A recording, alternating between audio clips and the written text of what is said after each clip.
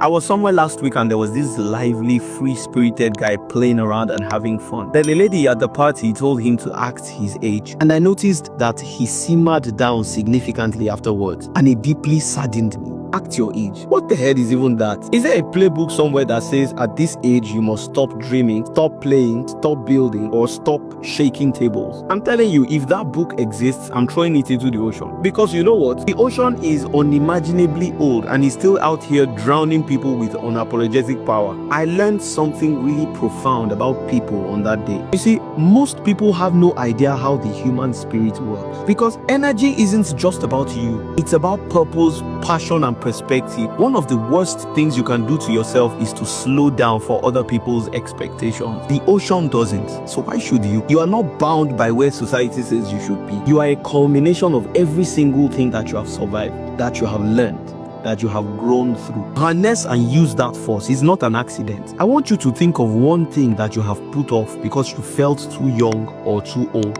What is stopping you? The society's opinions or yours? Be absolutely sure.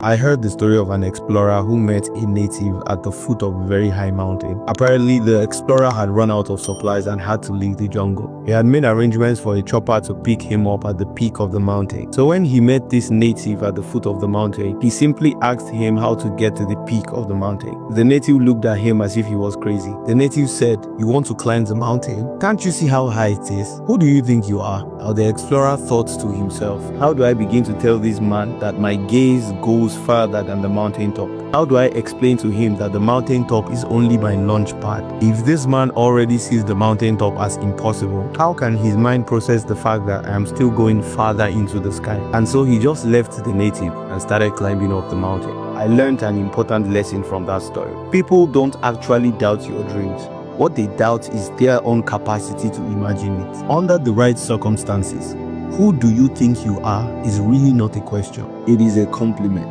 It is the echo of their awe. It is an acknowledgement of something that their own mindset cannot fathom. You see, when people feel compelled to ask you that question, it means you are already thinking bigger than they are. And at that point, words are useless. Proceed to action.